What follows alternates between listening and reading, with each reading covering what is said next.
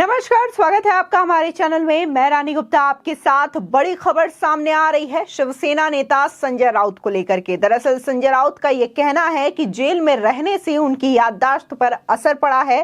साथ ही कभी कभी ऐसा भी हो जाता था कि वो अपने फैमिली के सदस्यों का नाम भी भूल जाते थे। आपको बता दें कि जेल में 102 दिन बिताने के बाद संजय राउत जेल से बाहर आए। उनको बेल मिली मनी लॉन्ड्रिंग मामले में, और जब वो जेल से बाहर आए तो उनका जो तेवर है काफी ज्यादा नरम दिख रहा है। और इसी के साथ ही वो लगातार महाराष्ट्र में बनी नई सरकार के कामों का भी प्रशंसा करते हुए नजर आ रहे हैं। उन्होंने शिंदे सरकार और देवेंद्र फडणवीस के द्वारा जो काम किया गया है, जो फैसले लिए गए हैं, उसकी भी वो तारीफ करते हुए नजर आ रहे हैं। इसी के साथ ही देवेंद्र फडणवीस को लेकर भी उन्होंने कई बातें की हैं और साथ ही उनकी प्रशंसा भी की है। बता दें कि संजय राउत जब जेल से बाहर आए तो उन्होंने प्रधानमंत्री नरेंद्र मोदी और गृह मंत्री अमित शाह से मिलने की इच्छा भी जताई और उन्होंने कहा कि मैं उनसे मिलना चाहता हूं। इसी के साथ ही देखने को मिला कि तमाम तरीके के जहां वो बयान देते थे हर मुद्दे पर, और उनका कहीं ना कहीं एक तीखा और सख्त तेवर दिखाई देता था हर मामलों में। लेकिन इस बीच देखने को मिल रहा है कि संजय राउत का जो तेवर है काफी ज्यादा ढीला पड़ता हुआ दिखाई दे रहा है और काफी ज्यादा नर्म लहजे में बात करते हुए संजय राउत आजकल नजर आते हैं। हाल ही में एक टीवी इंटरव्यू में उन्होंने कई सारी बातों का खुलासा किया है। दरअसल एनडीटीवी को एक इंटरव्यू संजय राउत ने दिया है।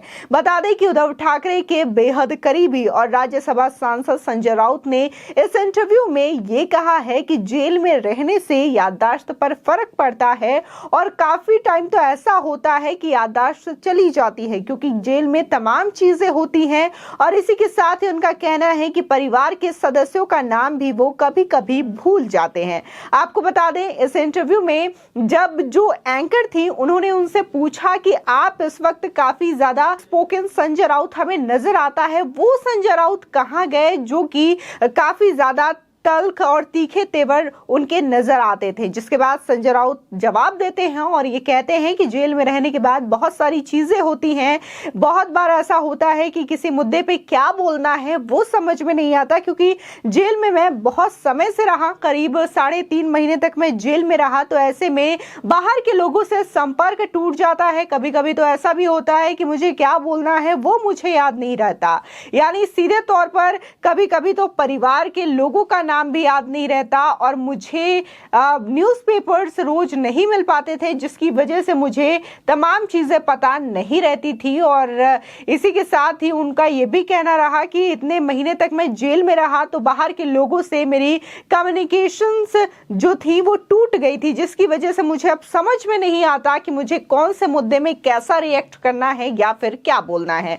आपको बता दें पिछले दिनों देखने को मिला था कि जब भारत जोड़ो यात्रा के दौरान राहुल गांधी महाराष्ट्र में थे तब उन्होंने वीर सावरकर को लेकर के कई सारे आपत्तिजनक बयान दिए थे। इसको लेकर के भी राजनीतिक घमासान देखने को मिला था। बता दें कि महाविकास आघाड़ी में कांग्रेस भी है और जहां शिवसेना, कांग्रेस और इसी के साथ ही एनसीपी तीनों ही पार्टी मिलकर के महाराष्ट्र में सरकार चला रही थी। तो ऐसे में संजय राउत का भी बयान सामने आया था और उन्होंने कहा था कि राहुल गांधी को वीर सावरकर के बारे में कुछ भी बोलने से बचना चाहिए, क्योंकि वीर सावरकर को लेकर के किसी भी तरीके का अपमान या फिर टिप्पणी शिवसेना कभी भी बर्दाश्त नहीं करेगी।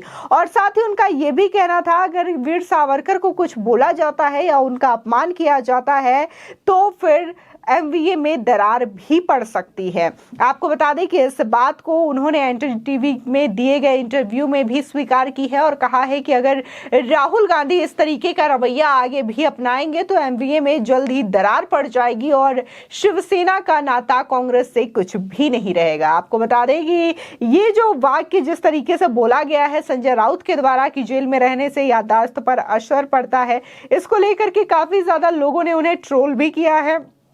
और वहीं कुछ लोगों का कहना यह भी है कि इसी तरीके से सत्येंद्र जैन की भी खबर आई थी कि उनका भी कहना है कि कोविड की वजह से उनकी याददाश्त पर असर पड़ा है और उनकी याददाश्त चली गई है। आपको बता दें कि मनी लॉन्ड्रिंग मामले में संजय राउत जो कि केजरीवाल सरकार में मंत्री हैं वो भी इस समय तिहाड़ जेल में बंद हैं और उनकी भी खबर सामने आई थी कि कोविड की वजह से उनकी याददाश्त चली गई है और उन्हें कुछ भी याद नहीं है, जिसकी वजह से वो ईडी की जांच में सहयोग नहीं कर पा रहे हैं, जिसके बाद उनकी चेकिंग्स भी हुई थी।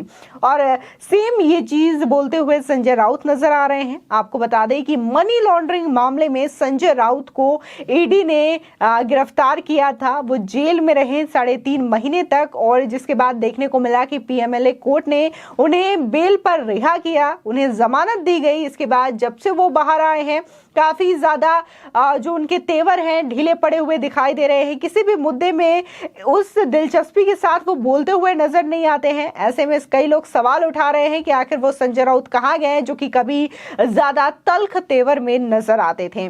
इसी के साथ ही जब जब उनकी पेशी हुई थी, पहले अगर देखा जाए तो वो अपने समर्थकों को हाथ लहराते हुए भी दिखाई देते थे, लेकिन अब ये चीजें देखने को नहीं मिलती हैं। संजय राउत इस तरीके से नजर नहीं आते हैं। इसी के साथ ही जिस तरीके से वो लगातार महाराष्ट्र सरकार की प्रशंसा कर रहे हैं और खासकर देवेंद्र फडणवीस के कार्यों की सराहना कर रहे हैं, वो भी अपने आप में अचरज में डाल देने वाला चीज है। क्या संजय राउत जो है वो बीजेपी के कार्यों, देवेंद्र फडणवीस के कार्यों से प्रभावित है, या फिर उद्धव ठाकरे के उनके काम पसंद नहीं आते, जिसकी वजह से अब वो धीरे धीरे बीजेपी की ओर उनका रुझान जाता हुआ दिखाई दे रहा है। आपको बता दें, संजय राउत को पात्रा चौल घोटाला मामले में गिरफ्तार किया गया था, जिसमें कि यह वादा किया गया था कि वहां पर जो गरीब लोग रहते हैं चौल में, वहां पर वो पक्के मकान बनवाएंगे और 600 से ज्यादा परिवार को वहां पर फ्लैट्स अवेलेबल कराएंगे।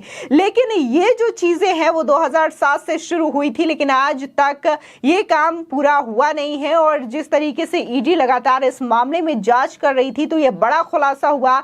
जहां संजय राउत को गिरफ्तार किया गया, तो वहीं उनके करीबी प्रवीण राउत को भी गिरफ्तार किया है इस मामले में, क्योंकि गुरु आशीष कंस्ट्रक्शन जो था वो प्रवीण राउत की ही कंपनी थी, जिसे कि ये ठेका दिया गया था वहां पर पात्रा चौल में फ्लैट्स बनाने का। लेकिन ये फ्लैट्स के काम अभी तक पूरे नहीं हुए, और ये जो तार थे वो संजय राउत से भी जुड़े और उनकी पत्नी वर्षा राउत से भी जुड़े, क्योंकि प्रवीण राउत के अकाउंट से कई सारे पैसे वर्षा राउत के अकाउंट में ट्रांसफर किए गए थे, जिसके बाद संजय राउत और उनकी पत्नी ने कई सारे प्लॉट खरीदे थे, और इसी के साथ ही अलीबाग में भी कई सारे प्लॉट खरीदे थे, जिसके बाद ईडी ने इन मामलों का खुलासा किया था और संजय राउत को दोषी पाया था। और उसके बाद संजय राउत को रिमांड पर लिया गया और उसके बाद गिरफ्तार कर लिया गया।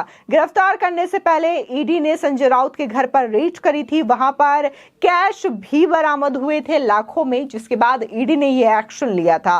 फिलहाल देश में लगातार देखने को मिल रहा है कि जो पॉलिटिशियंस हैं उनके घर पर इस तरीके से रेड हो रही है, चाहे फिर वो टीएमसी हो, एसपी हो या फिर शिवसेना हो। तमाम ऐसे पॉलिटिशियंस हैं जिनके घर पर इस तरीके से रेड हो रही है, और ईडी को इसको लेकर के सबूत भी मिलते हैं, और ये जो सबूत है लोगों के सामने भी आता है। अगर हम बात टीएमसी नेता के घर पे पड़े रेड की करें, तो यहाँ पर भी ईडी ने करोड़ों के कैश बरामद किए थे एसएससी स्कैम में। इसी के साथ ही देखने को मिला था कि जब संजय राउत के आवास पर भी रेड की गई, तो वहां से भी पैसे बरामद किए गए थे।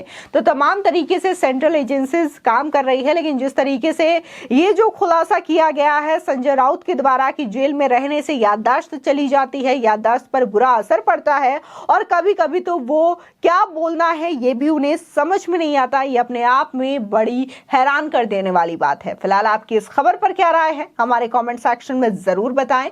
आगे की और भी अपडेट के लिए चैनल को सब्सक्राइब करना ना भूलें।